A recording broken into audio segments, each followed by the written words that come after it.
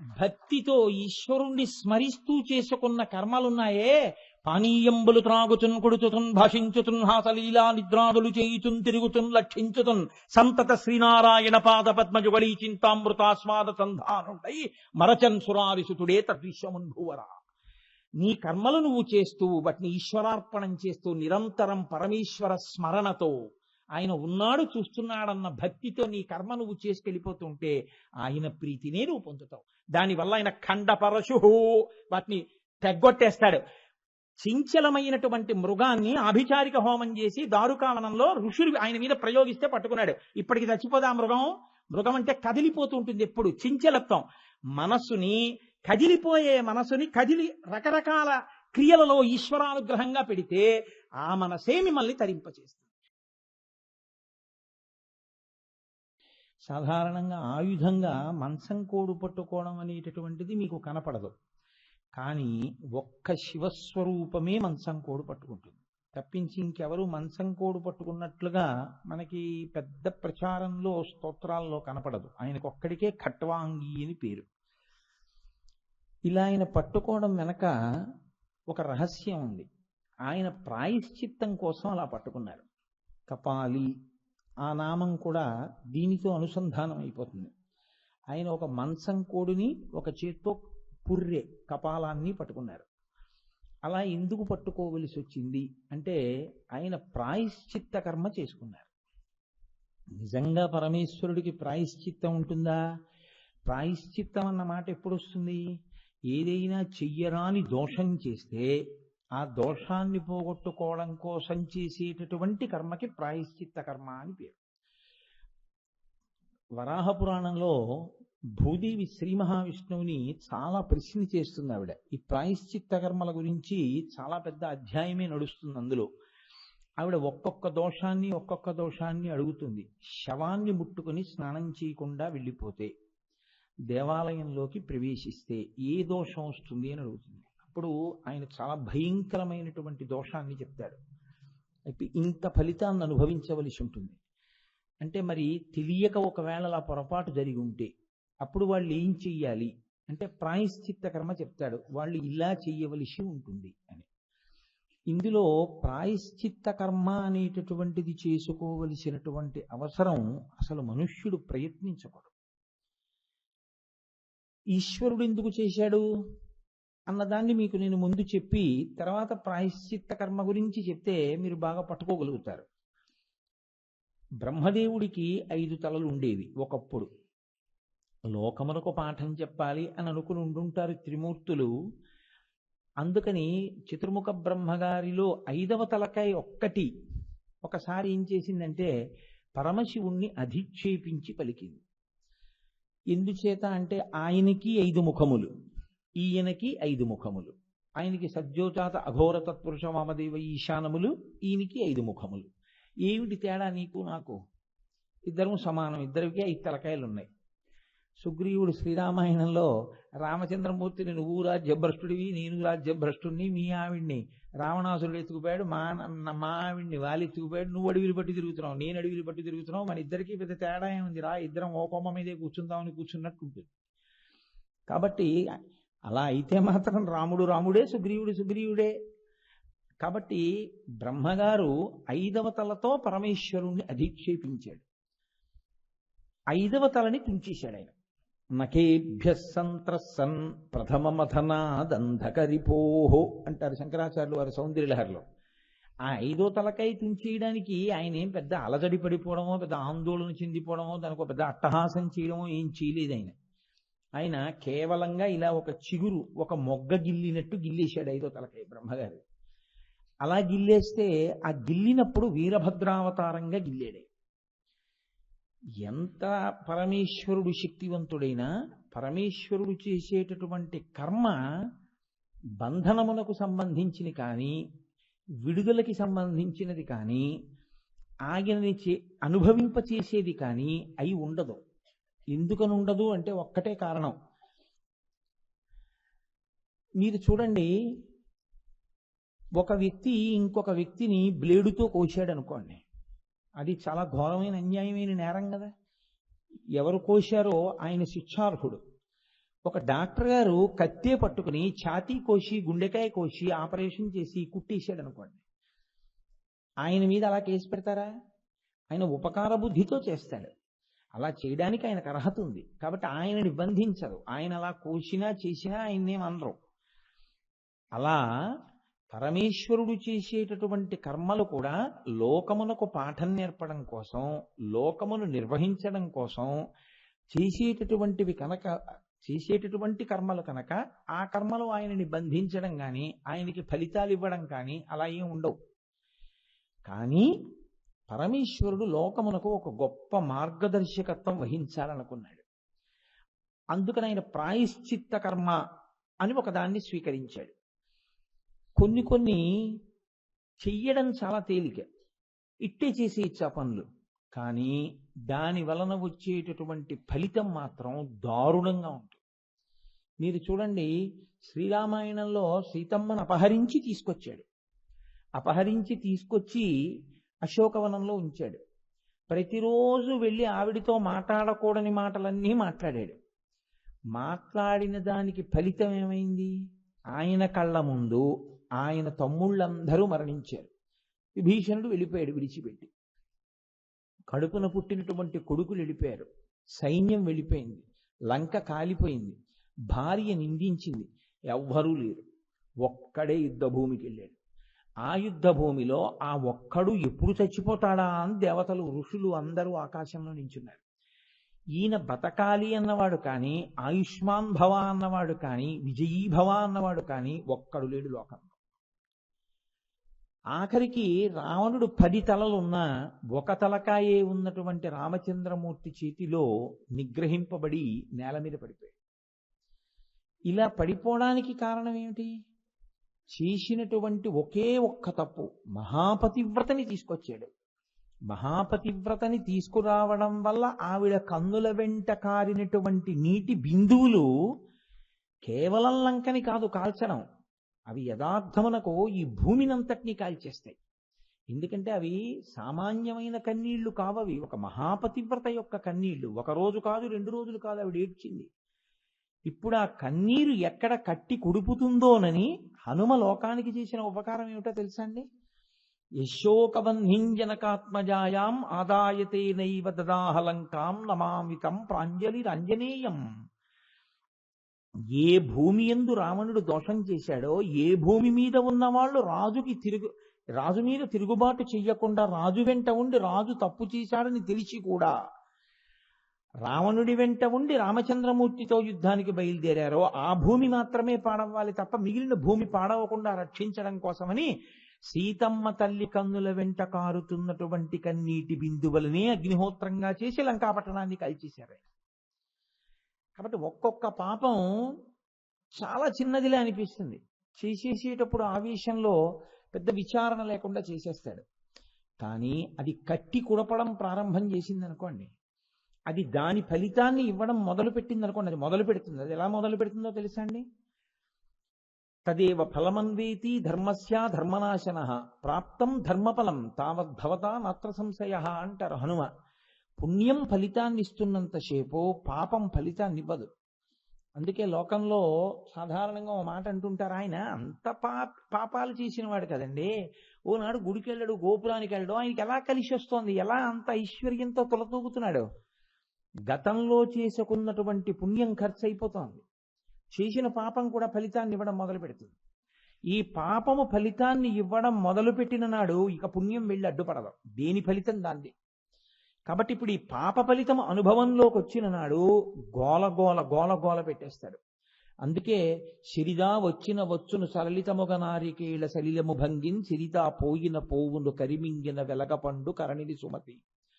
రాజ్యాన్ని ఏలినటువంటి రాజు ఆ రాజ్యంలోనే, ఆ రాజధానిలోనే భిక్షాటన చేయడానికి సిగ్గుపడి చీకటి పడిన తర్వాత పెద్ద పెద్ద గోడలు ఉన్నటువంటి ఇళ్ల ముందు ఆ గోడల క్రీనీడలో పైనుంచి ఉత్తరీయాన్ని తల మీద కప్పుకొని ఇళ్ల ముందుకి వెళ్ళి నిలబడి భిక్షాటన చేసి బ్రతకవలసినటువంటి రోజు వస్తుంది.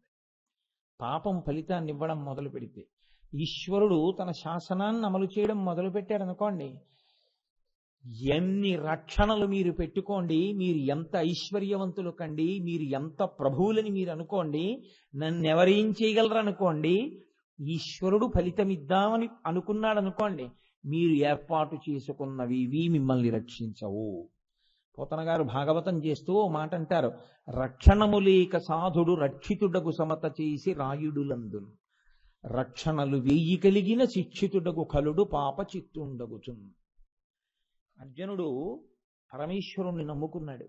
అందుకే కర్ణుడు అస్త్రప్రయోగం చేస్తే తల తెగిపోవాలి, కిరీటం పడిపోయేటట్టు చేసి ఆపాడు, రథం తగలబడిపోవాలి, అర్జునుణ్ణి దింపించి రథం కాలిపోయేటట్టు చేశాడు. యుద్ధం అంతా అయిపోయిన తర్వాత పాండవులందరూ మిగిలిన పెద్ద ఆయన కదా, పెదనాన్నగారు కదా అని ధృతరాష్ట్రుడి దగ్గరికి వెళ్ళారు. ఒక్కొక్కరిని పిలిచి కౌగిలించుకుంటున్నాడు. ధర్మరాజు గారు వెళ్ళారు, కౌగిలించుకున్నాడు. అర్జునుడు వెళ్ళాడు, కౌగిలించుకున్నాడు. నకుల సహదేవులు వెళ్ళారు, కౌగిలించుకున్నాడు. భీముణ్ణి భుజం బట్టి ఆపాడు కృష్ణ భగవానుడు. భీమసేనుడేడి అని అడిగాడు. ఇదిగో ఇక్కడే ఉన్నాడు అని.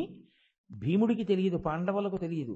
ఉక్కుతో చేయబడిన భీమసేనుడి మూర్తిని ఒకదాన్ని కృష్ణ భగవానుడు చేయించుంచాడు. దాన్ని తోశాడు ధృతరాష్ట్రుడి దగ్గరికి. ఆయన 1000 ఏనుగుల బలం ఉన్నవాడు. ఆయన వెంటనే మీరు మహాభారతం చదివితే ఆశ్చర్యపోతారు, ఎంత గట్టిగా కౌగిలించుకున్నాడో తెలుసా అండి 1000 ఏనుగుల బలంతో. ఆయన కక్షతో కౌగిలించుకొని, నా కొడుకులు నా వంశం నాశనం అవడానికి కారణమైన వాడా, నా కొడుకు ఇప్పుడు సంతోషిస్తాడు ఊర్ధ్వలోకాల్లో, నిన్ను ముక్కలు ముక్కలు చేశానని ఆయన బిగబట్టి కన్నుల నీరు కారుస్తూ పెదవి కొరుకుతూ ఉక్కు భీముణ్ణి కౌగిలించుకుంటే ముక్కలై పడిపోయింది ఆ ఉక్కు భీముడు. ఆయన ముఖంలో ఉన్నటువంటి రంధ్రాల్లోంచి నెత్తురు కారిపోయింది ధృతరాష్ట్రుడికి. అంటే ఎంత కోపానికి వశుడయ్యాడో చూడండి. అంత రక్తపోటు వచ్చి కన్నులలోంచి, చెవుల్లోంచి, ముక్కుల్లోంచి, నోట్లోంచి నెత్తురొచ్చి స్పృహ తప్పి నేల మీద పడిపోయాడు. కృష్ణ భగవానుడు అలా చూడండి అన్నాడు. కాసేపటికి తెలివి వచ్చింది. తెలివి రాగానే అనుకున్నాడు, భీముడిని చంపేశాను. ఇప్పుడు పెదనాన్న కొడుకుని చంపేశాడంటారని, నాయన భీమా ఆవేశంలో ఎంత పని చేశాను రా, ఏడి భీముడేడి భీముడేడి అని దొంగ ఏడుపు ఏడుస్తున్నాడు. కృష్ణుడు అన్నాడు, నీ జీవితంలో మాయని మత్స, నువ్వు ఇలాంటి పని చేస్తావని నాకు తెలుసు. భీముడు సురక్షితంగా ఉన్నాడు, ముక్కు భీముడిని నువ్వు నలిపేసిందని చెప్పాడు. అప్పుడు ఏడ్చాడు. పోతుందా మత్స? ఇక ధృతరాష్ట్రుడి జీవితంలో ఇంత దుర్మార్గమైన లక్షణం ఉన్నవాడు అన్నది శాశ్వతంగా ముద్రపడిపోయిందా లేదా? లోపల నుంచి వచ్చేటటువంటి ఆవేశకావేశాన్ని అణచడం చేత కాకపోతే చాలా భయంకరమైనటువంటి తప్పిదాలు జరిగిపోతాయి. చేసేటప్పుడు ఇదే పాట అనిపిస్తుంది, కానీ అనుభవంలోకి వచ్చి అది ఫలితాన్ని ఇవ్వడం ప్రారంభిస్తే చాలా దారుణంగా ఉంటాయి దాని ఫలితాలు. అప్పుడు తట్టుకోలేడు, ఏడుస్తాడు. దానికి లోకంలో ప్రతిక్రియ ఏమిటి అంటే ప్రాయశ్చిత్త కర్మ. ప్రాయశ్చిత్త కర్మ అన్న మాటకు అర్థం ఏమిటంటే, మీరు చేసినటువంటి దోషం 2 కారణముల చేత పోతుంది. ఒకటి, ప్రభువు దానికి శిక్ష వెయ్యాలి, లేదా ప్రభువు క్షమించాడు అనుకోండి, రాజ్యమును పరిపాలించే ప్రభువు శిక్ష వేసినా క్షమించినా పోతుంది. అలా కాకపోతే మీరు మీ తప్పు తెలుసుకుని ఆ తప్పు చేసినందుకు శాస్త్రం చెప్పిన ప్రాయశ్చిత్త కర్మ మీరు చేసుకోవాల్సి ఉంటుంది. ఈ 2 చేయకపోతే వీటిని జీవుడి ఖాతాలో వేసి ఈశ్వరుడు దాన్ని అనుభవింపజేస్తాడు. మీరు చూడండి, నేను ఇలా అండంలో నాకు ఎవ్వరి పట్ల కోపం లేదు. ఎన్నేళ్ళు చూడండి, ఎప్పుడూ బాధపడుతూనే ఉంటారు, ఎప్పుడూ కన్నుల నీరు కారుస్తూనే ఉంటారు, ఎప్పుడూ ఏదీ కలిసి రాలేదు అంటూనే ఉంటారు. మీరు బంగాళంలో వాళ్ళని తీసుకెళ్లి పొర్లించండి, వాళ్ళ ఒంటికి బంగారు తొనక అంటుకోదు. ఈశ్వర శాసనం ఈశ్వర శాసనమే, దాన్ని అతిక్రమించడం ఎవ్వరి వల్ల సాధ్యం కాదు. అలా అనుకోవడం ఒక మూర్ఖత్వం అంతే, అది సాధ్యమయ్యేటటువంటి విషయం కాదు. అశ్వత్థామ విషయంలో మాట్లాడుతూ కృష్ణ భగవానుడు అదే అంటాడు, శివుడు శివుడే, శివశాసనాతిక్రమణం ఎవరూ చెయ్యలేరు. ధర్మరాజా, నువ్వు కురువీరులందరినీ చంపావంటే శివానుగ్రహం, అశ్వత్థామని కొడుకుల్ని చంపాడంటే శివానుగ్రహం. ఆయన అనుగ్రహం ఎవరి యందు ప్రసరిస్తే వాళ్ళకి విజయం. ఆయన తలుచుకున్నాడా, ఆయన జరగకూడదు అన్నాడా, జరగదు. ఆయన నీవు చేసిన తప్పు ఉంది అనుభవించు అన్నాడా అప్పుడు బాధపడతాం. జీవుడు చేసుకున్న పాపం జీవుడు అనుభవించాలి. అసలు శాస్త్రంలో పెద్ద రహస్యం ఏమిటో తెలుసా అండి? ఇది ఎందుకు ఇస్తారంటే పాపపుణ్యాలను అనుభవించడానికే దీన్ని ఇస్తారు. ఇది లేకపోతే ఎలా అనుభవిస్తారు? చేసుకున్న పాపం ఉంటుంది, ఆ పాపం అనుభవించాలి కాబట్టి దీనికి ఒక రోగం రావాలి, దీనికి ఒక రోగం వస్తే ఏడుస్తూ కూర్చుంటాడు నొప్పితోటి. కాబట్టి ఆ పాపం అనుభవించాలంటే ఇది ఒకటి ఉండాలి. చేసుకున్న పుణ్యం ఉంది, అది అనుభవించాలి. మంచి ఐశ్వర్యం ఉండాలి, గొప్ప సౌధంలో ఉండాలి, కారులో తిరగాలి, ఏసీలో ఉండాలి, ద్రవ్యానికి లోటు ఉండకూడదు, అలా సుఖాలన్నింటినీ అనుభవిస్తూ ఉండాలి. అప్పుడే ఉండాలి, అప్పుడు ఇది ఉండాలి. నీవు చేసిన పాపము పుణ్యము అనుభవించడానికి ఈశ్వరుడు ఇచ్చినటువంటి సాధనమే ఈ శరీరం. కాబట్టి ఇది అనుభవిస్తుంది, తప్పదు.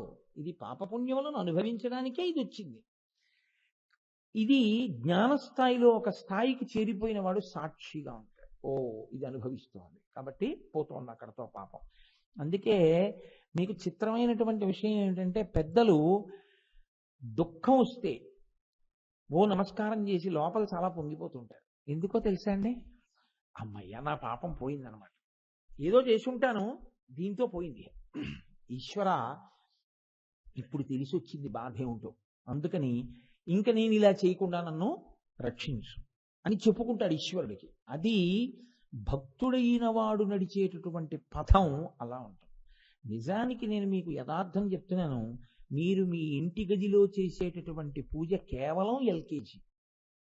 మీరు మీ ఇంటి గదిలో పూజ ఎంతసేపు చేయగలరు? మహా అయితే 1 గంట సేపు చేయగలరు. అందులో మనసు ఎంతసేపు ఉంటుంది? మహా అయితే నేను అనుకోవడం, మీరు నన్ను క్షమించగలిగితే ఒక 10 నిమిషాలు ఉంటుంది, 50 నిమిషాలు ఉండదు. 24 గంటల్లో 10 నిమిషాలు మనసుండి 23 గంటల 50 నిమిషాలు పనికిమాలిన పనులన్నీ చేస్తే 23 గంటల 50 నిమిషాలు ఛానల్ వంక చూస్తున్న వాళ్ళందరి బుర్రలు పాడి చేసి తెల్లవారకట్ట ఓ 10 నిమిషాలు భక్తి సంగీతం వేసే టీవీ ఛానల్లో ఉంటుంది కదా. దానివల్ల ఉపయోగం ఏముంటుంది? ఉపయోగం ఏమి ఉండదు. సాధన అన్న మాటకి హద్దు ఏమిటంటే, సాధన అన్న మాటకి అర్థం ఏమిటంటే, ప్రతి క్షణం దాన్ని మీరు ఈశ్వరార్చనగా బ్రతకగలిగినటువంటి కళయందు నిష్ణాతులు కావాలి. అటువంటి వారికి ఈ ప్రపంచమే పూజామందిరం. వాళ్ళకి వేరొక పూజామందిరం, ఇంట్లో 4 గోడల పూజామందిరాలు ఉండవు. అందుకని పరమేశ్వరుడు దీన్ని చెప్పాలనుకున్నాడు. ఇప్పుడు చతుర్ముఖ బ్రహ్మగారిగా ఉండిపోయాడు ఆయన. 5వ తలకై గిల్లేశాడు. నిజమునకు పరమేశ్వరునకు పాపము పుణ్యము పడవు ఆయన ఖాతాలో. అయినా ఆయన ఈ పాపం చేసి ఉన్నాను, నేను బ్రహ్మగారి 5వ తలకై గిల్లేశాను కాబట్టి బ్రహ్మహత్యాపాతకం అనేటటువంటిది ఒకటి ఉంది. ఇప్పుడు పరమశివుడు దాన్ని అనుభవించలేదు, మేమైతే మాత్రం ఏమవుతుంది అని అడిగే అవకాశం ఉంటుంది. కాబట్టి ఆయన ఏం చేశాడంటే దానికి ప్రాయశ్చిత్త కర్మ చేసుకున్నాడు. ఏమిటా ప్రాయశ్చిత్త కర్మ అంటే, ఒక చేతిలో పుర్రె పట్టుకోవాలి, ఒక చేతిలో ఖట్వాంగం పట్టుకోవాలంటే మంచం కోడు పట్టుకోవాలి. 12 సంవత్సరముల పాటు కూర్చోకూడదు, పడుకోకూడదు, నిలబడే ఉండాలి. 12 సంవత్సరములు మళ్ళీ కూర్చోవడమో పడుకోవడమో చేశారనుకోండి, మళ్ళీ ప్రాయశ్చిత్త కర్మ కూడా పోతుంది. మళ్ళీ ప్రాయశ్చిత్త కర్మని పాడి చేసినందుకు ప్రాయశ్చిత్తం వస్తుంది. 12 సంవత్సరములు కేవలం నిలబడి, ఎన్నడూ అన్నం భార్య వండిందో ఇంకోళ్ళు వండిందో తినడానికి వీల్లేదు, కపాలం పట్టుకుని భిక్షాటన చేసి, అది కూడా ఇంటి ముందు చెప్తూ ఉండాలి, నేను ఈ దోషం చేసిన వాడను అని. అప్పుడు తీసుకొచ్చి అందులో భిక్షాన్నం పడేస్తే పుర్రెలో పడినటువంటి అన్నాన్నే తినాలి తప్ప ఏ గిన్నెలోనో కుండ పెంకులోనో వేసిన అన్నం తినకూడదు.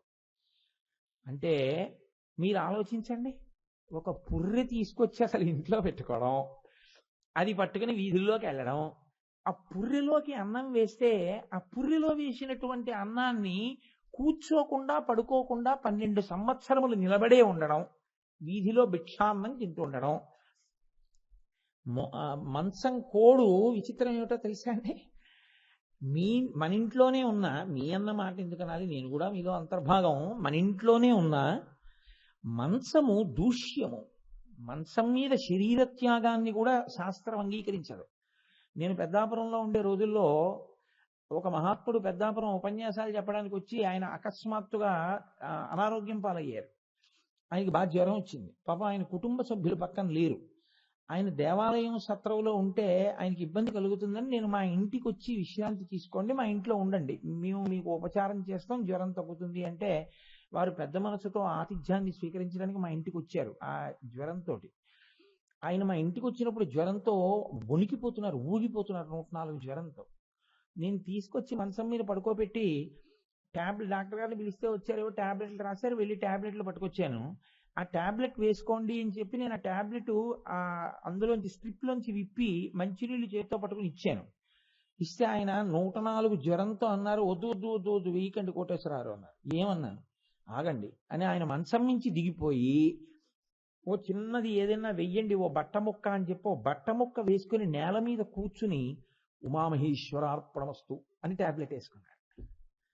నేను తెల్లబోయిన 104 జ్వరం, మంచం మీద పడుకున్నారు, ఒళ్ళు తెలియట్లేదు, టాబ్లెట్ వేసుకోవడానికి మంచం మీద ఏమండి అన్నాను నేను. అంటే ఆయన అన్నారు, నా స్పృహ పోతే ఏమో, ధర్మము ధర్మమే, ఉపన్యాసాలు చెప్పడానికి కాదు కోటేశ్వరారు, మంచం మీద పడుకుని నోట్లో ఏమీ వేసుకోకూడదు, అది టాబ్లెట్ అయినా కూడా. నాకు స్పృహ ఉందిగా, ఒక్క క్షణం నేల మీద కూర్చుని ఒళ్ళు కుదిపేస్తే కుదిపేసింది, మళ్ళీ వెళ్ళి పడుకోగలనుగా, మంచం మీద పడుకుని ఎలా వేసుకుంటానండి, వద్దన్నాను. అంతకన్నా నేను ఇప్పుడు ఆయనతో ఇంకో ఉపన్యాసం చెప్పించకూడదుగా.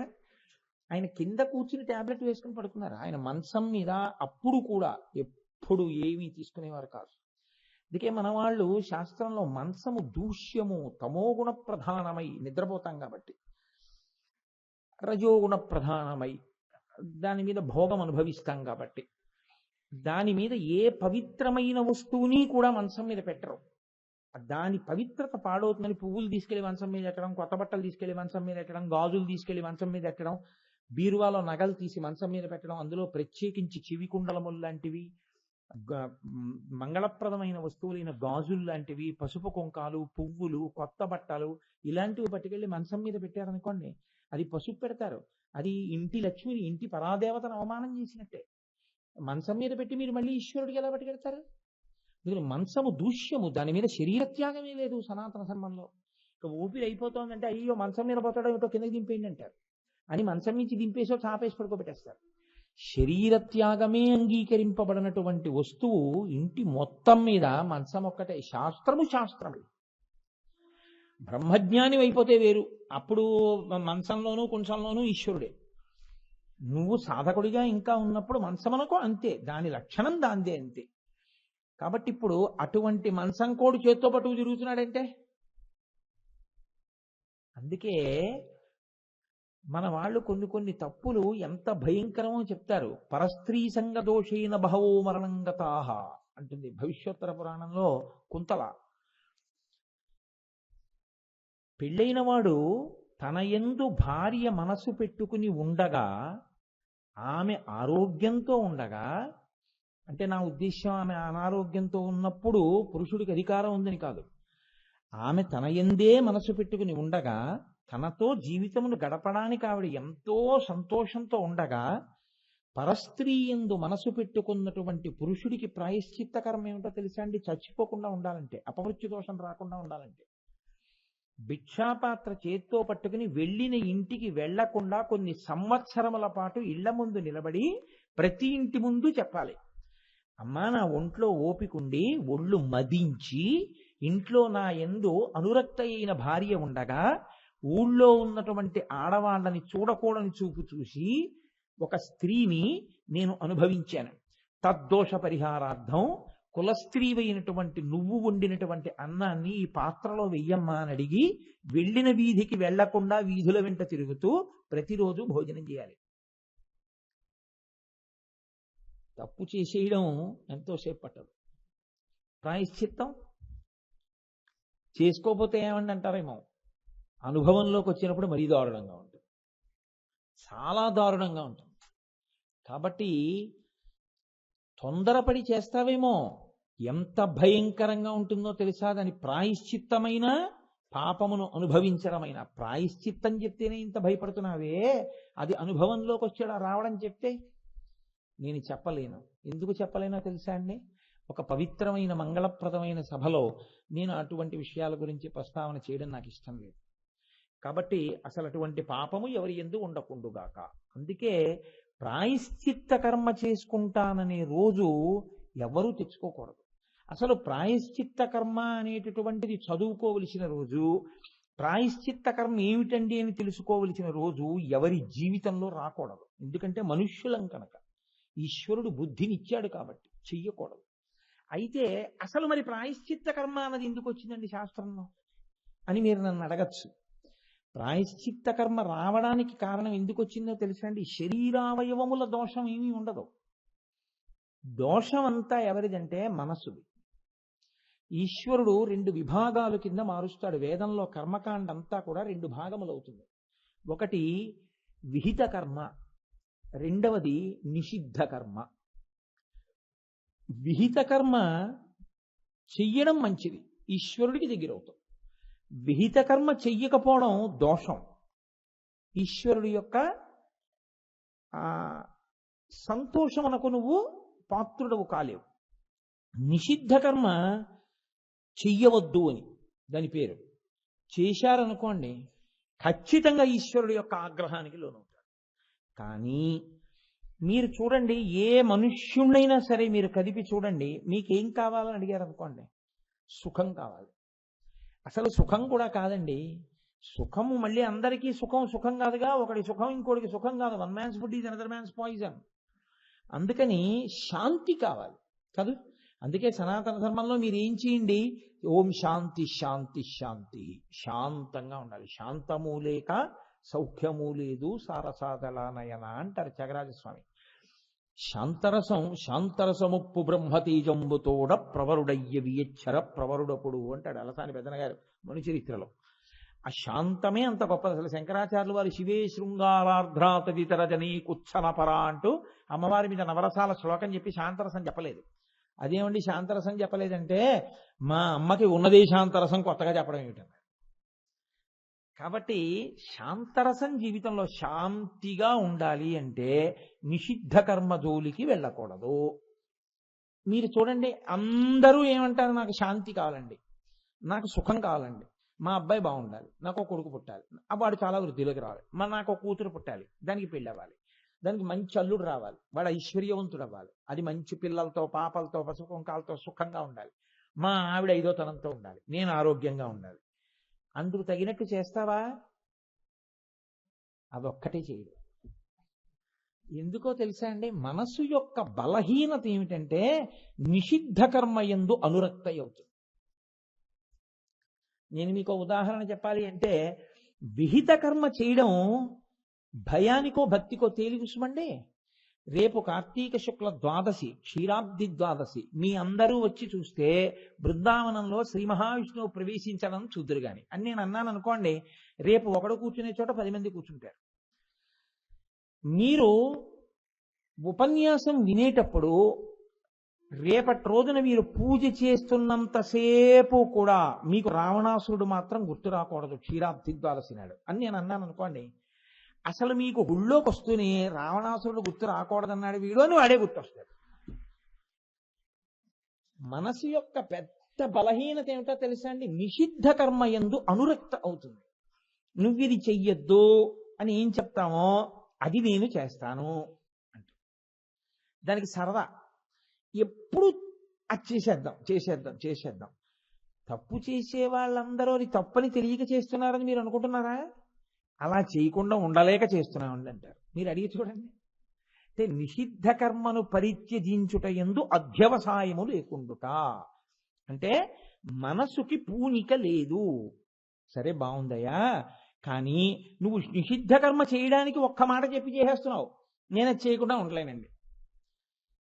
మరి అనుభవంలోకి వస్తే ఈశ్వరుడు వద్దన్న పని చేశావు, నువ్వు వద్దన్న పని మీ అబ్బాయి చేస్తే నువ్వు ఊరుకుంటావా?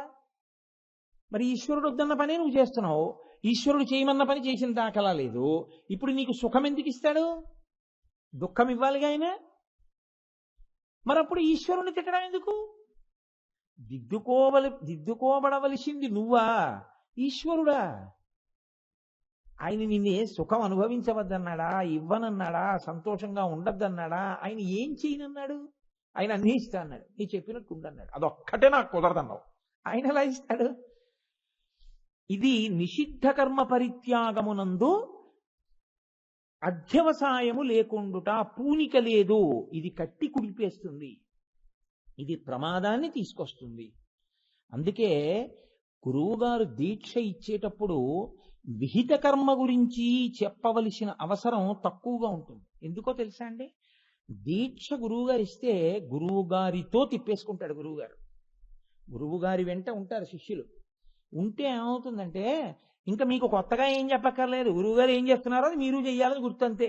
దీక్షలో మీరేం చేయకూడదో గురువుగారు చెప్పాలి. ఎందుకో తెలుసా అండి? మీ మనసు అది చేయకుండా ఉండాలిగా. గురువుగారు దగ్గర అయితే కూర్చోబెట్టగలడు, మీరు మనసు చేయకుండా ఆయన ఏమాపుతాడు? మీ మనసు చేసేస్తే గురువుగారికి తెలుస్తుంటుంది ఏమిటి? మీరు మనసుతో చేసిన దానికి కూడా ఈశ్వరుడు ఫలితం వేస్తాడు. కాబట్టి మీరు మనసుతో చేయకూడదు. చెయ్యకుండా ఉండాలి అంటే నిషిద్ధ కర్మ పరిత్యాగావశ్యకతని ముందు చెప్తారు. అందుకే దీక్షా నియమములు అంటారు. దీక్షా నియమములు ఏమై ఉంటాయో తెలుసా అండి?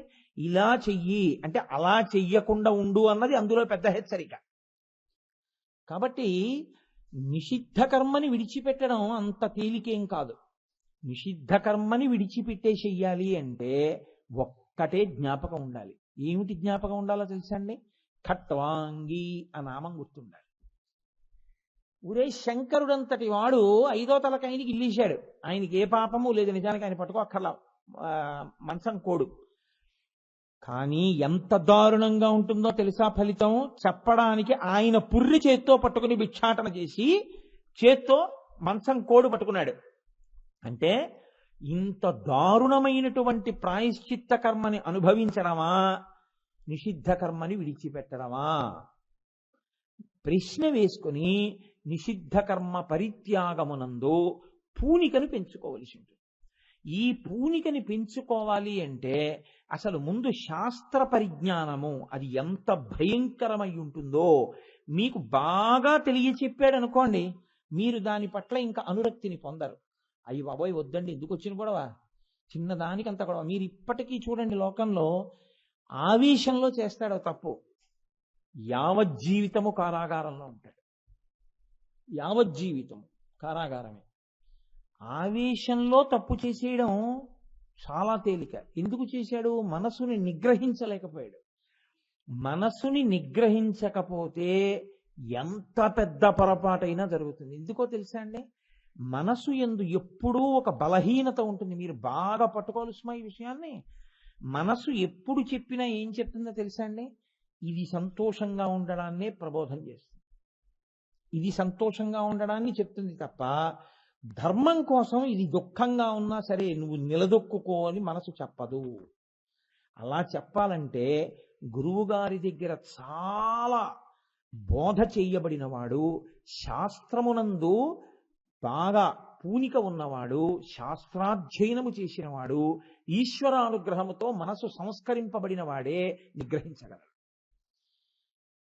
కాబట్టి ఏమైపోతుందంటే మనసు దీని సుఖాన్నే చెప్తుంది కాబట్టి ఎప్పుడు అది ప్రచోదనం చేస్తుంది.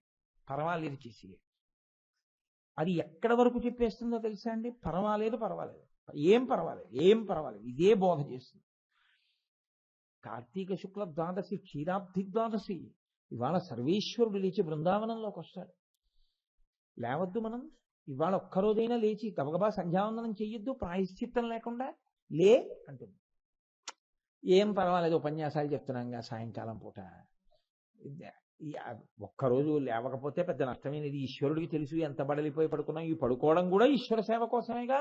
పడుకోవద్దు తప్ప కొంచెం బడలికగా ఉన్నా, ఇంకా నిద్ర వస్తున్నా తప్పదు, లేచిపో అని మనసు చెప్పిందనుకోండి.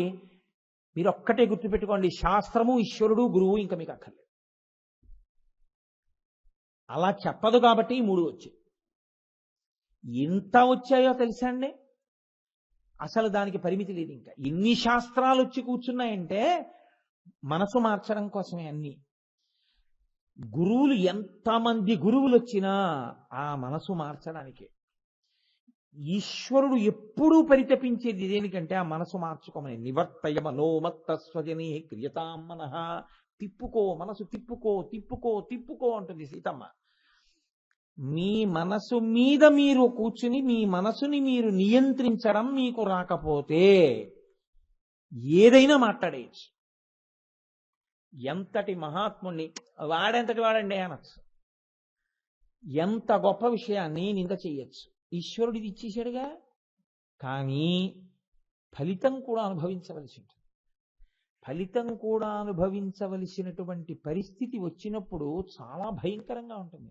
నేను అన్నానని కాదు, మీరు గమనించండి. నేను ఇవాళ అది ఆ పాటి స్పృశించకపోతే నేను నిషిద్ధ కర్మ పరిత్యాగం వైపుకి బాగా ఊంచలేను. కొన్ని దొరికాయనుకోండి, ఇతరముల వైపుకి కొట్టరు. తోక వైపుకో నడుం వైపుకో కన్నా ముఖాన్ని పచ్చడైపోయేట్టు కొట్టేస్తాడు. ముఖం పచ్చడైపోయేటట్టు కొట్టేసిన తర్వాత తోక కదిలితే ఇప్పుడు ఇది చచ్చిపోయిందని కర్రతో ఎత్తుతారు.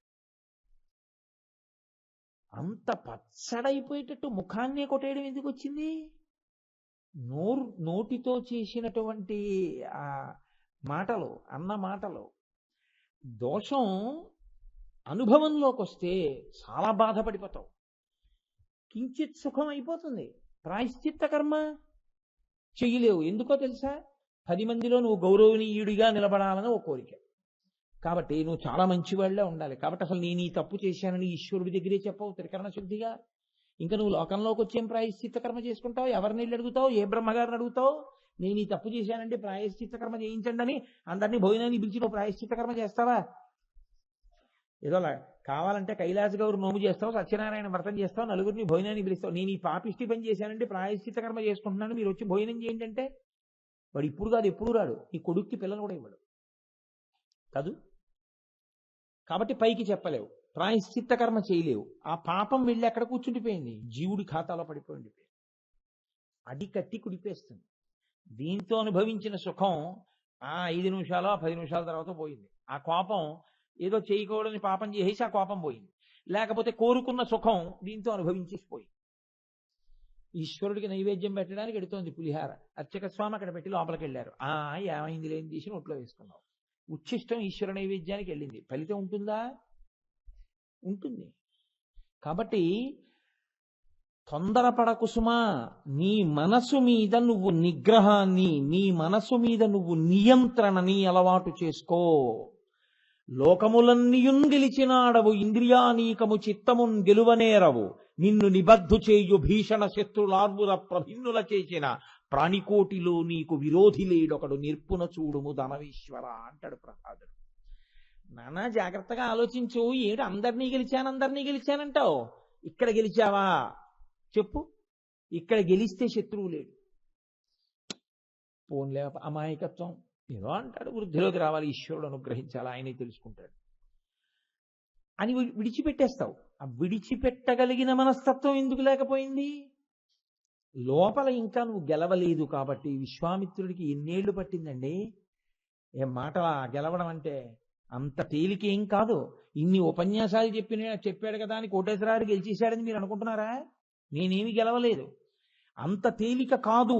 భ్రమన్ సర్వతీర్థేషు స్నాత్వా పునః నిర్మలం న మనోయావత్ తావత్ సర్వం నిరర్థకం.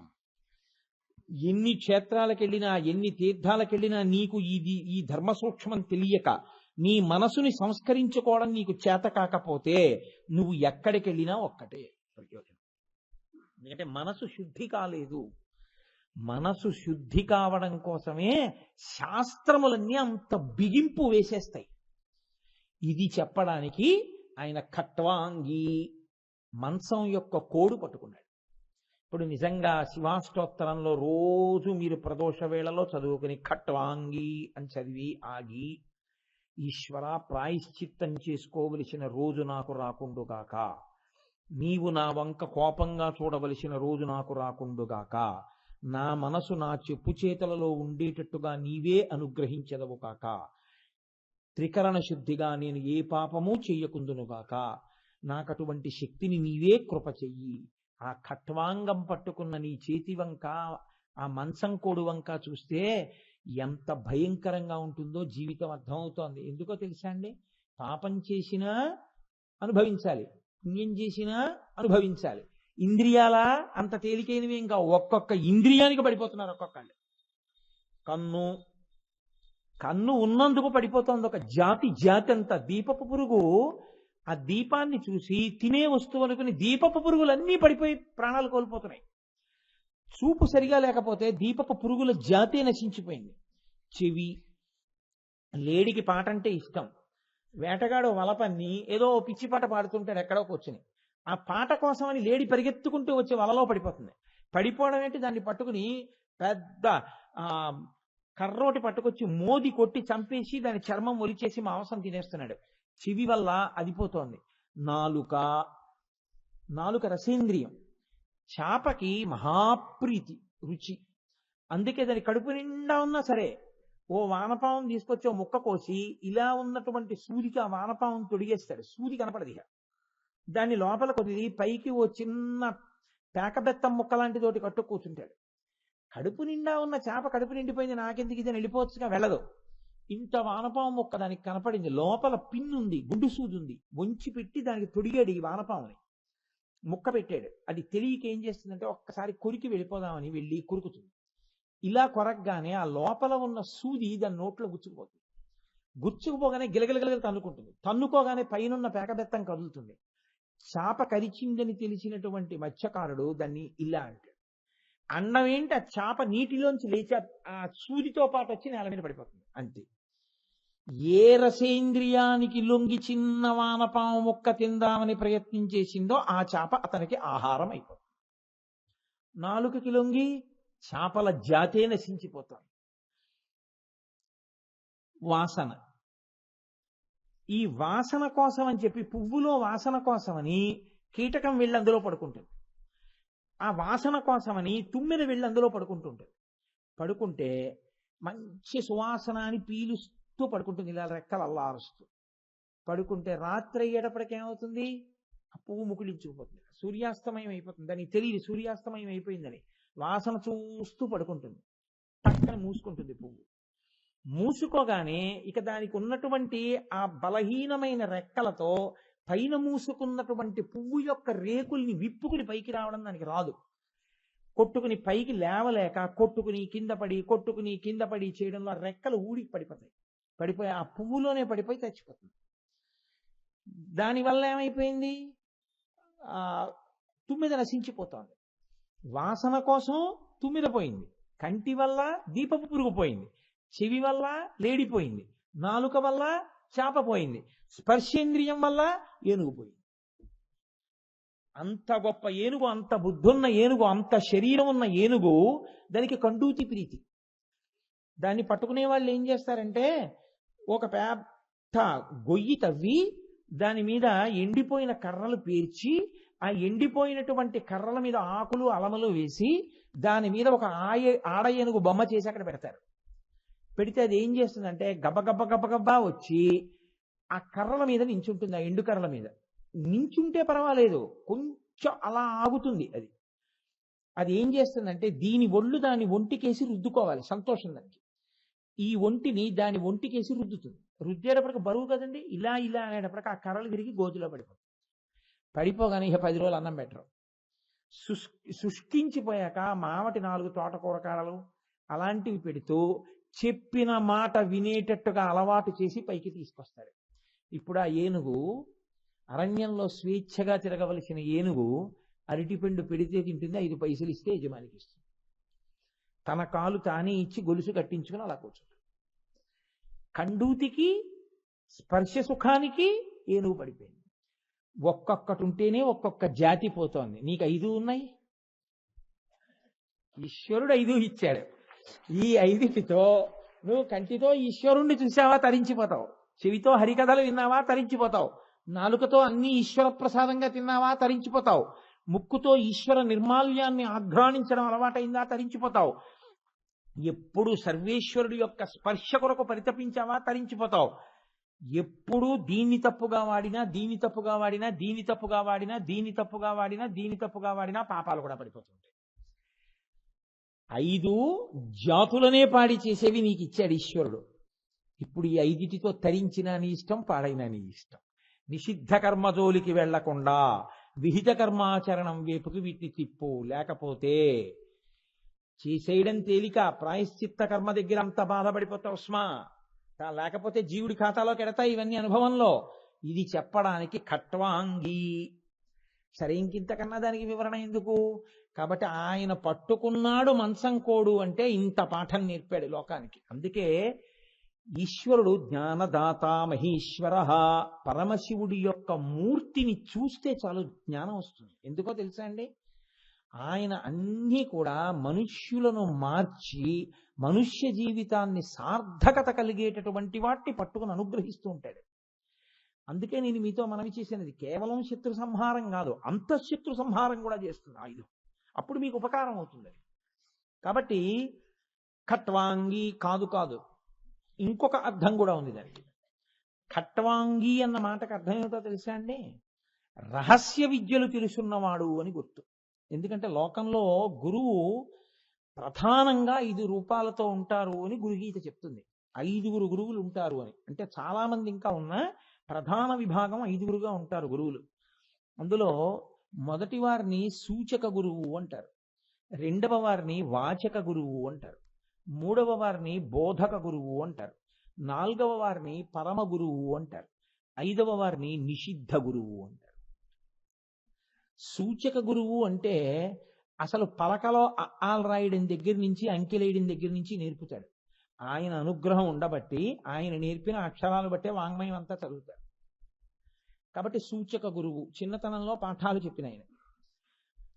వాచక గురువు, మీరు ఏదైనా ఆశ్రమానికి కానీ మఠానికి కానీ దేవాలయానికి కానీ వెడితే ఇక్కడ ఈ నియమ నిబంధనలు ఉంటాయి, మీరు ఇలా ప్రవర్తించవలసి ఉంటుంది అని చెప్తారు. అలా చెప్పేటటువంటి వాళ్ళని వాచక గురువు అంటారు. మూడవ వారు ఉంటారు, ఆయన్ని బోధక గురువు అంటారు. బోధక గురువు సమస్త వాంగ్మయమై సమస్తమైనటువంటి ఈశ్వరానుగ్రహాన్ని మీ యందు నిక్షేపించడం కోసం మంత్రోపదేశం చేస్తాడు. ఆయన మంత్రోపదేశం చేసే ముందు ఆయన ఆ మంత్రాన్ని ఎంతో జపం చేసి ఉంటాడు.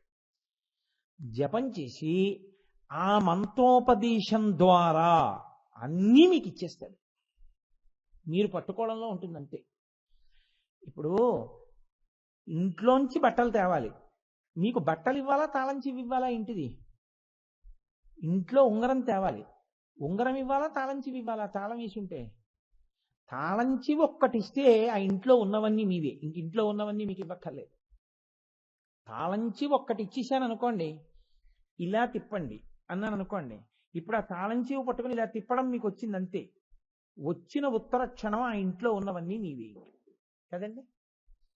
బోధక గురువు అంటే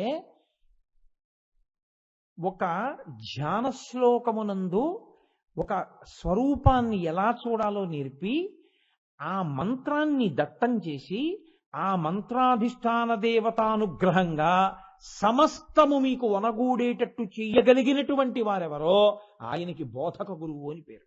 సామాన్యంగా లోకంలో ఆయనదే అత్యున్నత స్థాయి. ఎందుకనంటే ఇంకా బోధక గురువు ఇవ్వనిది అంటూ ఏదీ లేదు అని గుర్తు. మహాత్యాగం చేసినట్టు ఆయన చేసిన జపంలోంచి, ఆయన పొందినటువంటి సిద్ధిలోంచి, ఆయన పొందిన అనుభవంలోంచి శిష్యుడికి ఇస్తాడు. కాబట్టి బోధక గురువు. 4వ వారు ఉంటారు, వారు పరమ గురువు. పరమ గురువు అంటే ఆయన అలా అధ్యయనం చేసైనా స్థానాన్ని పొంది ఉండవచ్చు, లేదా ఈశ్వరానుగ్రహంగా ఆయనకి అన్నీ తెలిసిపోతాయి. ఇప్పుడు ఆయన పుస్తకంలో ఉన్నది ఆయన చెప్పడం కాదు, ఆయన చెప్పింది పుస్తకంలో ఉంటుంది. మీరు బాగా పట్టుకున్నారో లేదో, అద్వైతానుభూతి అంటే ఎలా ఉంటుంది అని శంకర భాష్యాలు చదివి భగవాన్ రమణులు చెప్పరు. భగవాన్ రమణులు ఏం చెప్పారో అవి శంకర భాష్యాల్లో ఉంటాయి. లేదా ఆయన నోటి వెంట ఏ మాట వచ్చిందో ఆ మాటని నిర్ధారించడానికి అక్కడ ఒక గ్రంథం వస్తుంది. ఒకానొకప్పుడు భగవాన్ రమణులు తెల్లటి గోచి ఒకటే పెట్టుకునేవారు. ఒకానొకప్పుడేమి ఆయన శరీరంతో ఉన్నన్నాళ్ళు కూర్చునుంటే భారతదేశంలో ప్రఖ్యాతిగాంచినటువంటి ఒక పీఠం నుంచి ఒక పీఠాధిపతి ఆయన కబురు చేశారు 2 వ్యక్తులతోటి.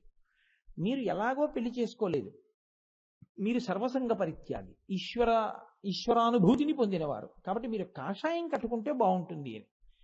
ఆ వచ్చిన వాళ్ళు ఈ మాట చెప్పారు. ఏవో పుస్తకాలు తెచ్చుకున్నారు వాళ్ళు చదువుకుందామని. ఆయన అన్నారు, ఈ పుస్తకాలు ఇక్కడ పెట్టుకోండి, మీరు వెళ్ళి భోజనం చేసి రండి ఆశ్రమంలో అన్నారు. వాళ్ళు వెళ్ళి భోజనం చేసి వచ్చారు. మహానుభావ ఏ నిర్ణయం తీసుకున్నారు మా మఠాధిపతులు పంపిన కబురు మీద అన్నారు. ఇంతలో గాలి వేసింది. వాళ్ళు తెచ్చుకున్న పుస్తకంలో కాగితాలు ఇలా కదిలాయి. ఆయన కదులుతున్న పుస్తకం మీద ఇలా చెయ్యేసి అక్కడ చదవండి అన్నారు. అప్పటి వరకు ఆయన ఏమి ఆ పుస్తకం వంక కూడా చూడలేదు.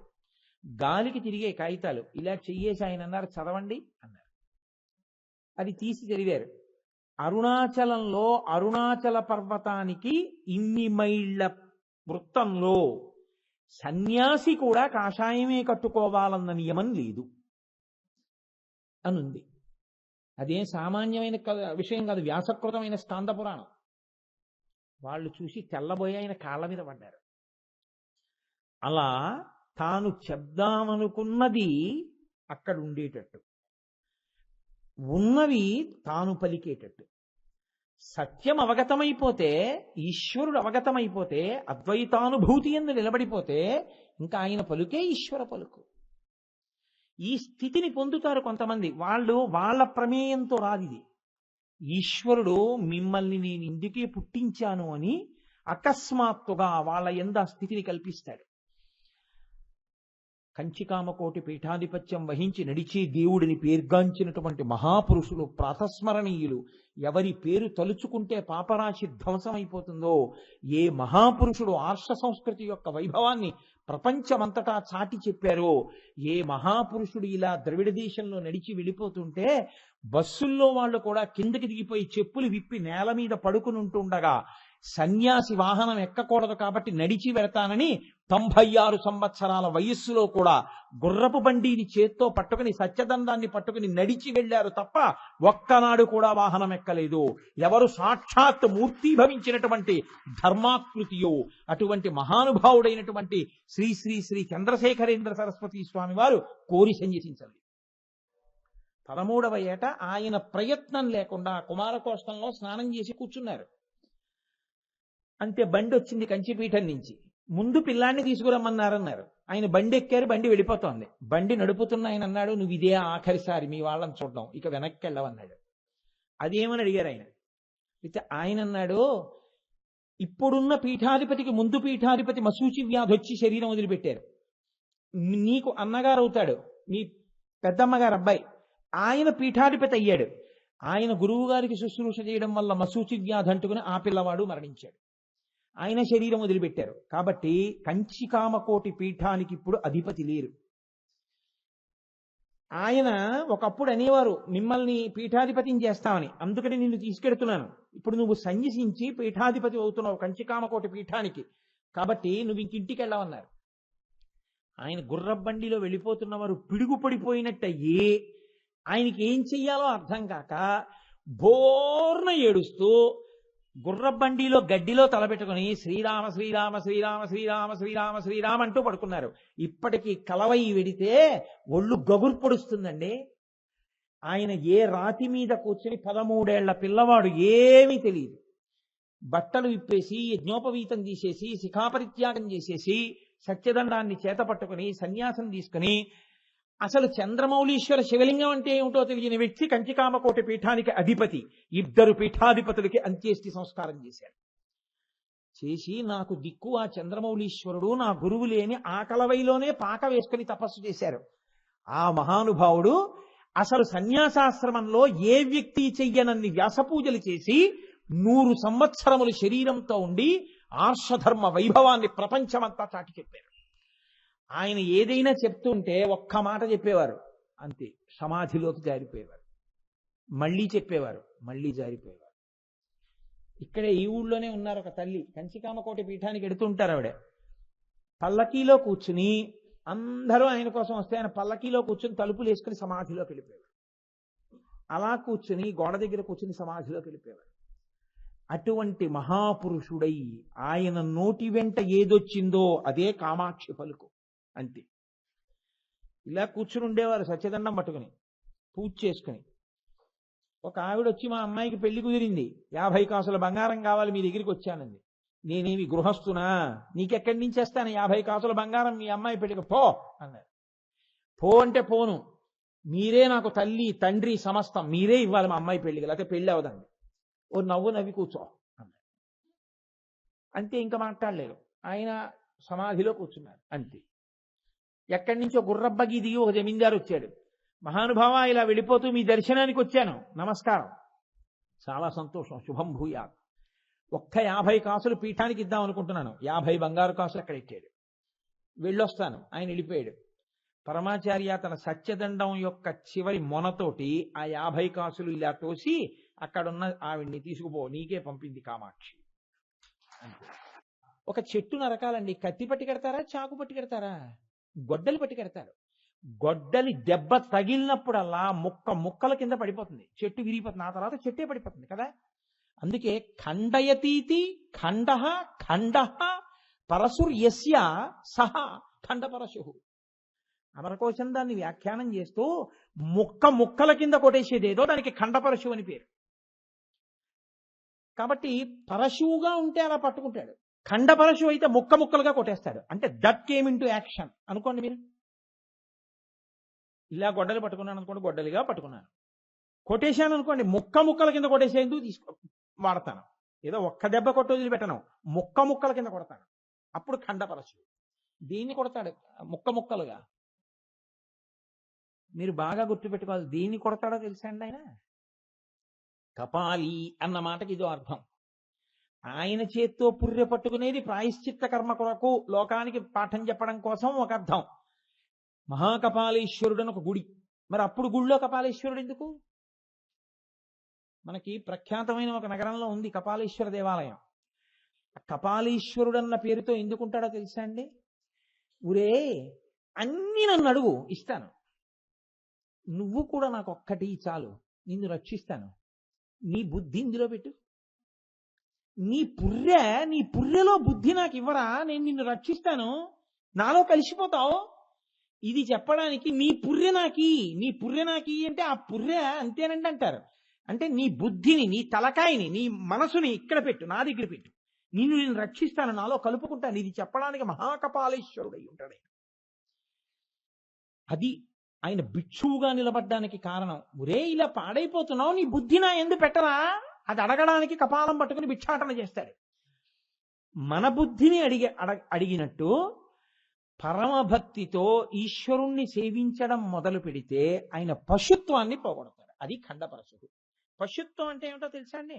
పశువు అని దేనికి పేరంటే పాశము చేత బంధింపబడిన దానికి పశువు అని పేరు. పాశం అంటే 2 చోట్ల కడితేనే పాశం.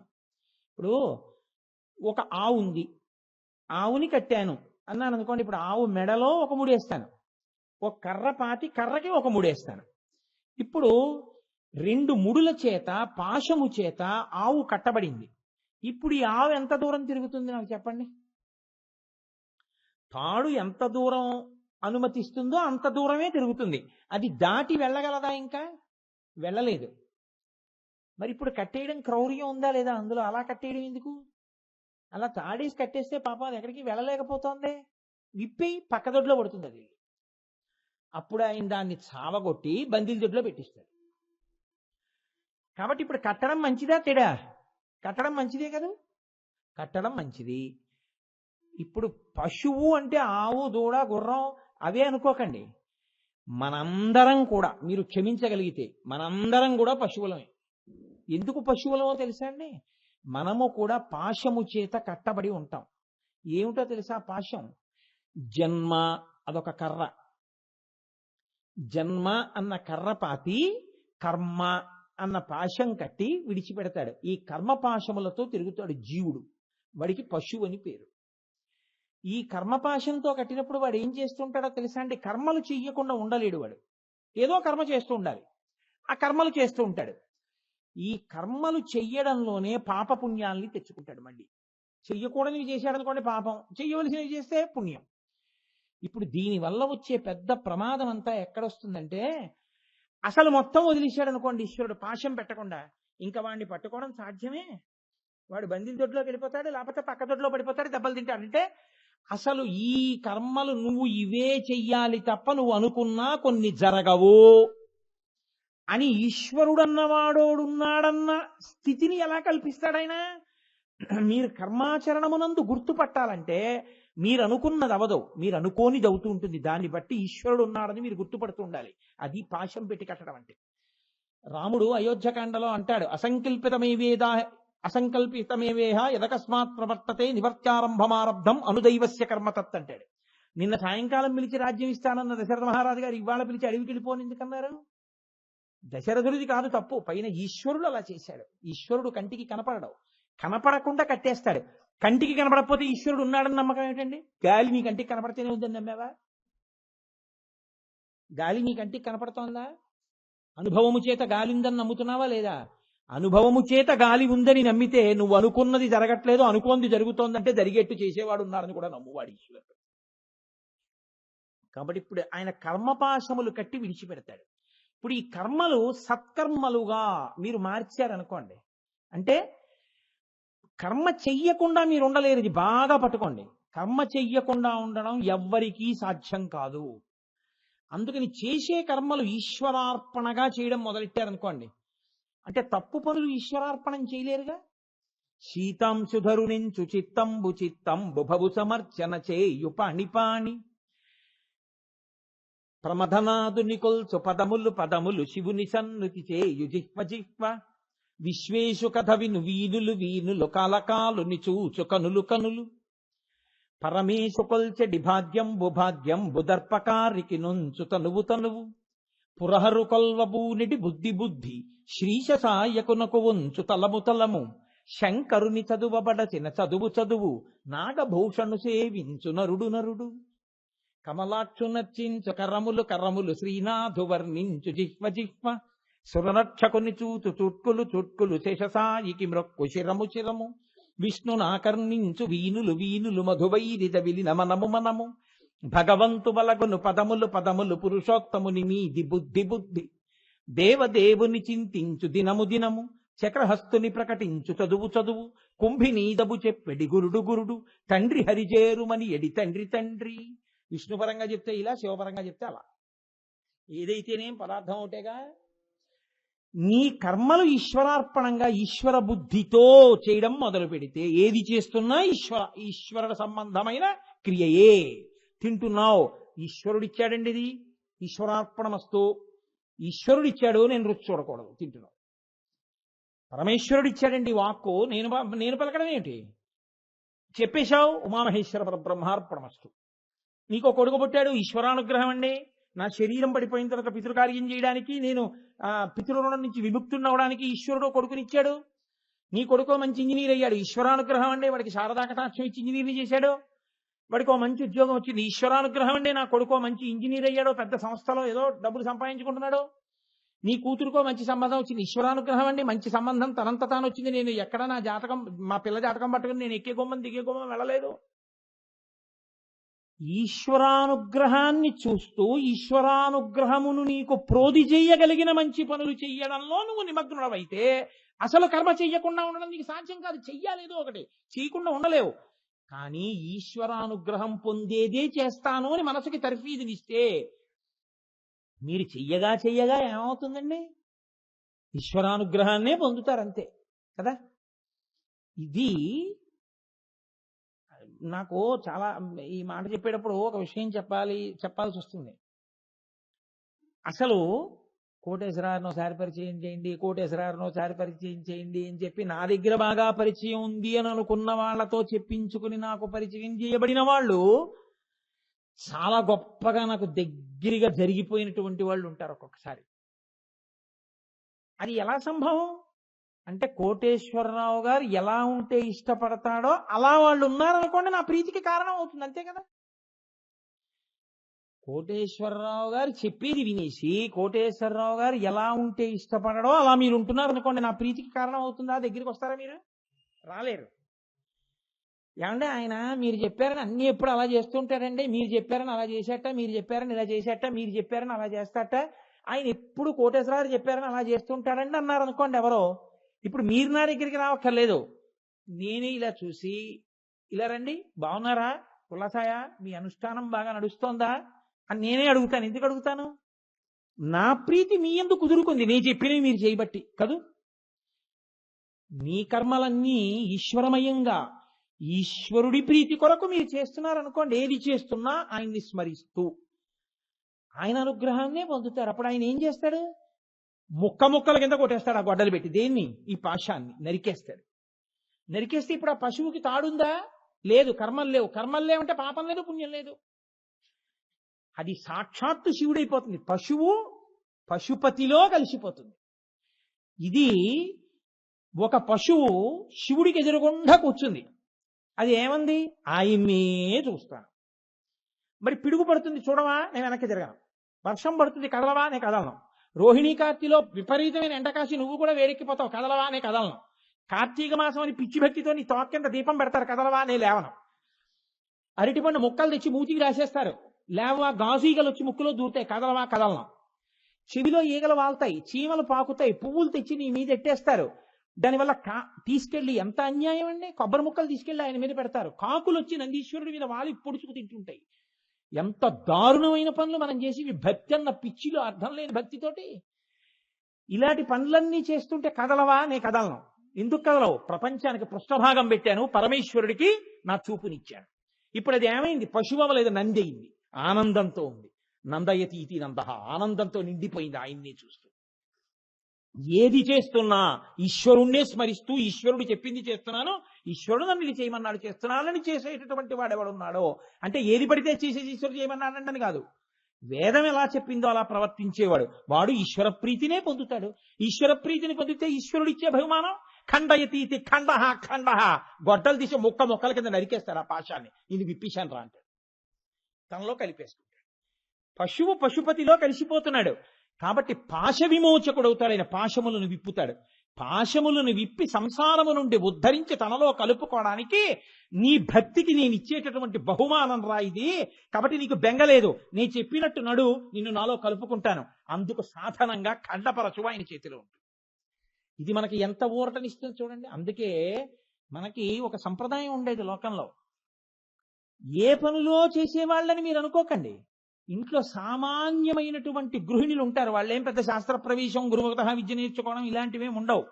వాళ్ళు కూడా పూర్వకాలంలో అన్నీ ఈశ్వరార్పణంగానే చేసేవారు పనులు. తెల్లవారుజామున నిద్రలేచి బయటికి వచ్చారనుకోండి, స్నానం చేస్తూ తలుపు తాళం తీస్తూ మొదలు పెట్టేవారు. ఒంటి చర్మము తీసి చెప్పులు కొట్టి నాకయ్య వచ్చేను మేలుకో, మేలుకో జగదీశ మేలుకో పరమేశ మేలుకు నీ మమ్మింక ఏలుకో అని మేలుకొలుపులని ప్రారంభం చేసేవారు.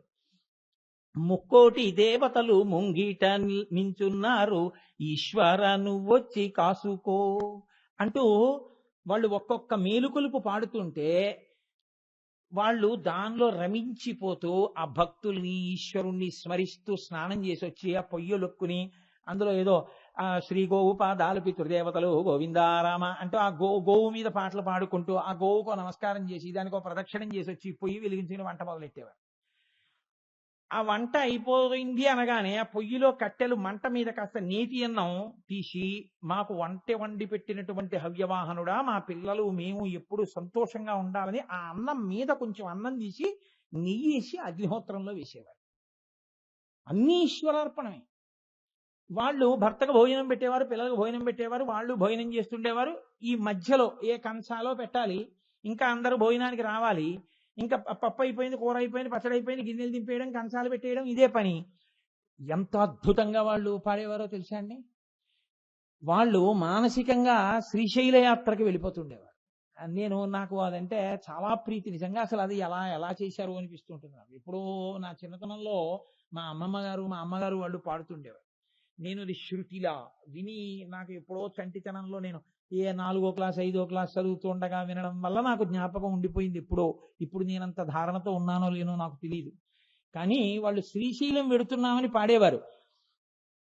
శ్రీరంజంబుగ శ్రీగిరి యాత్రకు కూరిమి సతితో కూడినడచితిని పల్లెలు పురములు పట్టణంబులు అడవులు కొండలు వన్నీ దాటితి కంటిని శ్రీగిరి కన్నుల నిండా వింటిని మహిమలు వీనుల నిండా ఆ మహిమలు నేనేమని చెప్పుదు దారుని లోపల ధౌతాచల మది మీరుని కంటెను మిక్కుటమైనది బ్రహ్మ నిర్మల బహిశృంగంబులు వాటమైన పూతోటలు మిక్కిలి మాటలు నీర్చిన మంచి మృగంబులు కోటలు కొమ్మలు గోపురమ్ములు తెరపిలేని బహు దేవాలయములు పుణ్యస్థలంబులు పుణ్యవాటికలు నిర్మలమగు మాణిక్యకూటములు అమృతగుండంబులు కామధేనువులు కల్పవృక్షములు క్షేమకరంబగు చింతామణులు విడువక శంభుని వేడిటి రాజులు సంతత శైవార్చన గల శైవులు గణగణమోగడి గంటనాదములు జయఘోషను చూపించడి శంఖనాదములు వీరశైవులు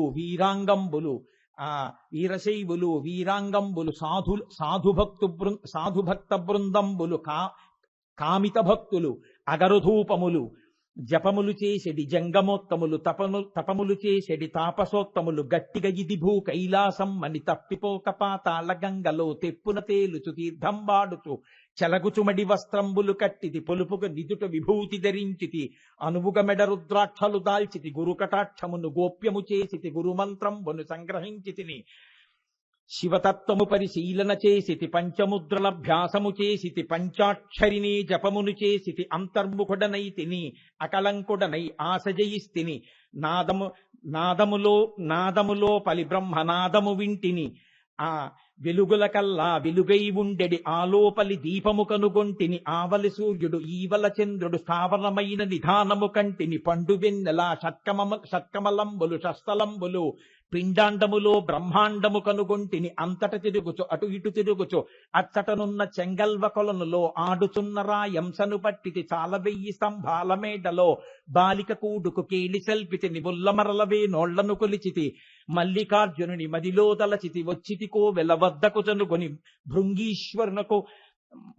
భృంగీశ్వరునకు మొదటగా మ్రొక్కితి నందీశ్వరునకు దండము పెట్టితి చండీశ్వరునకు చెయ్యెత్తి మ్రొక్కితి ద్వారపాలకుల దర్శనమాయను ద్వారమందురతనాల గద్దెపై చూచితినెవ్వరు చూడని లింగం నిరుపద్రవమగు నిశ్చలలింగం ఆదితేజమగు ఐక్యలింగం పురాణప్రదమగు పవిత్రలింగం కేవలమైన సుందరలింగం రాజితమైన విరాజితలింగం లింగముగనుగొని లింగదేహినై లింగాంగులతో లింగ నిర్గుణ సంగతి కంటిని లింగమందుమది లీనము చేసితి మల్లికార్జునుని మదిలో దలచితి అంకమందు భ్రమరాంపికయుండగ మల్లికార్జునుని ముందర సాగిల మ్రొక్కితి దీపము పెట్టితి దివ్యదేహునకు తుమ్మి పూలతో పూజించితి ధూపము వేసితి ధూర్జటికప్పుడు కమ్మని నైవేద్యము పెట్టితి సాగిలి మ్రొక్కితి సర్వేశ్వరునకు జయ జయ జయ జయ జంగమరాయ ఆదిదేవుడవు ఆర్తశరణ్య దయతప్పక ధవళ శరీర భయము బాపు మీ భక్త నిధాన ఎన్ని జన్మములు ఎత్తినవాడను ఎన్ని జన్మములు ఏలినవాడను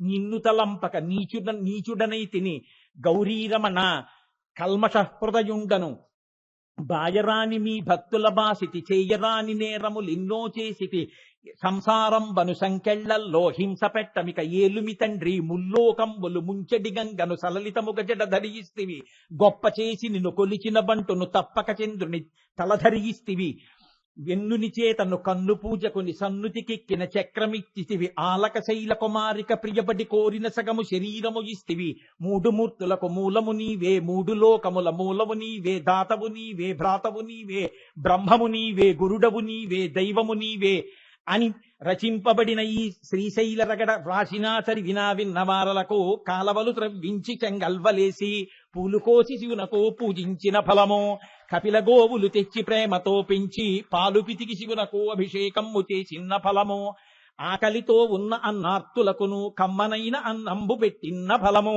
దీనులయ్యున్నట్టి రక్షకోరుమారలకు శరణిచ్చి కాపాడినట్టి దీఫలిము ఆవునేతి దీపమ్ము పెట్టిన ఫలము అంతకన్నా ఫలము అధికమయ్యుండు అని చదువుతుండేవారు. చదివితే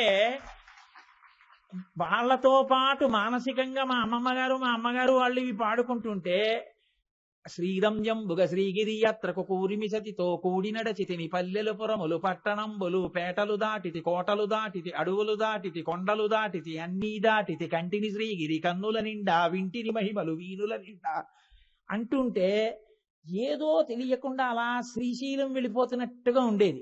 తప్పిపోక పాతాళ గంగలో తెప్పున తేలుచు తీర్థం వాడుచు తెలగుచుమడి వస్త్రంబులు కట్టితి పొలుపుగ నుదుట విభూతి ధరించితి అనువుగ మెడ రుద్రాక్షలు దాల్చితి అని వాళ్ళు పాడుతుంటే ఇక్కడ కళ్ళు మూసుకుంటే ఏమిటో పాతాళ గంగలో స్నానం చేసినట్టు ధావళి కట్టుకున్నట్టు విభూతి పెట్టుకున్నట్టు రుద్రాక్షలు వేసుకున్నట్టు ద్వారమందురతనాల గద్దెపై చూచితెనెవ్వరు చూడని లింగం నిరుపద్రవమగు నిశ్చిత లింగం రాజితమైన విరాజిత లింగం అని ఆ లింగం గురించి చదువుతుంటే ఏదో శ్రీశైల మల్లికార్జున శివలింగాన్ని దర్శనం చేస్తున్నట్టు ఒక గొప్ప గొప్ప అనుభూతి, ఒక గొప్ప సంతోషం.